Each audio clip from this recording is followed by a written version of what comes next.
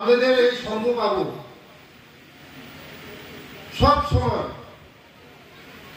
Minister কাছে একটা না একটা দাবি নিয়ে বসে থাকে।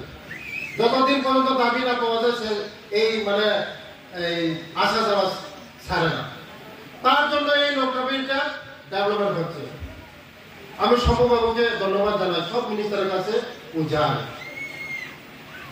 যে লোক কাঁদে সেই দুধ পায়, যে কাঁদে না দুধ পায়।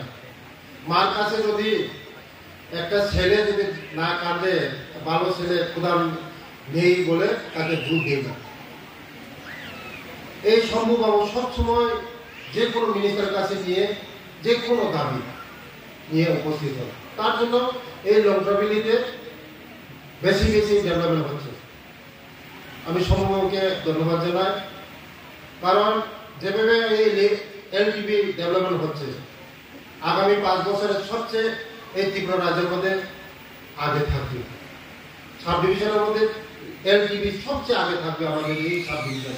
কারণ শম্ভু সব জায়গায় আমি দেখি, সব জায়গায় ছোটাছুটি করে। আমি আসার পরেও আর একটা দাবি করছে যে এটা দিতে হবে।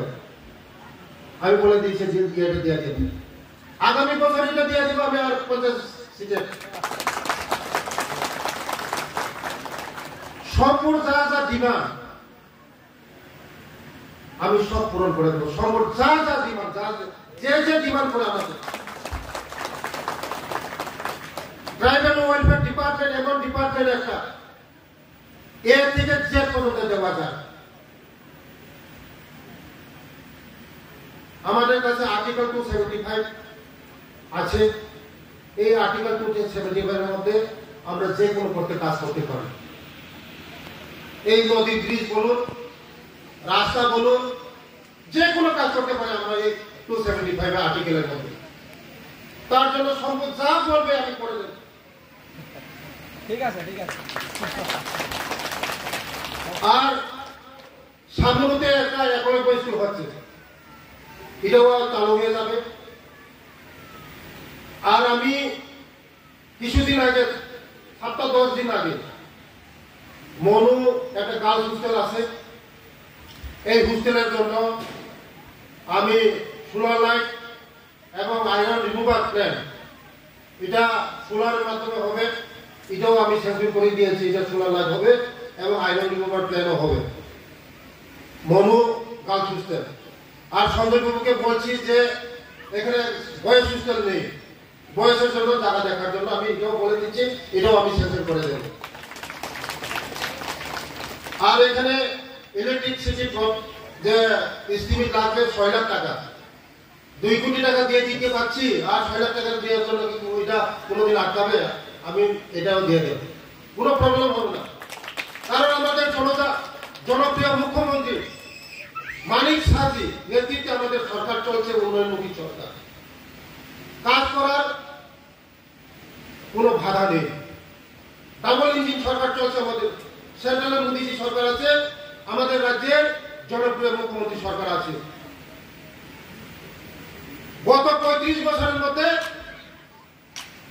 একলব্য স্কুল হয়েছে মাত্র 4টা। আমাদের সরকার আসার পরে নতুন 18টা স্কুল, একলব্য স্কুল পেয়েছি আমরা। 35 বছরে তারা 4টা স্কুল, আর আমরা স্কুল এই 6 বছর, 6.5 বছরে 18টা নতুন স্কুল। ভেবে দেখুন আপনারা।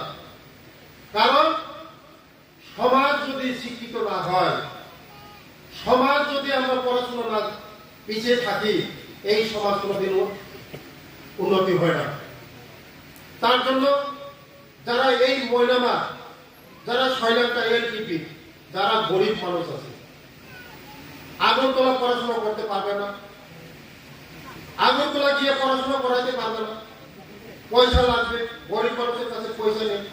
তার জন্য আমরা এই হোস্টেলে যদি থেকে পড়াশোনা করে, এই হোস্টেলে যারা পড়াশোনা করবে তারা ভালো পড়াশোনা করবে, শিক্ষা দিকে ভালো হবে। এখানে যারা পড়াশোনা করবে ডাক্তার, ইঞ্জিনিয়ার হবে, টিসিএস অফিসার হবে, আইপিএস অফিসার হবে, বড় বড় অফিসার হবে। কারণ পড়াশোনা হয় ভালো।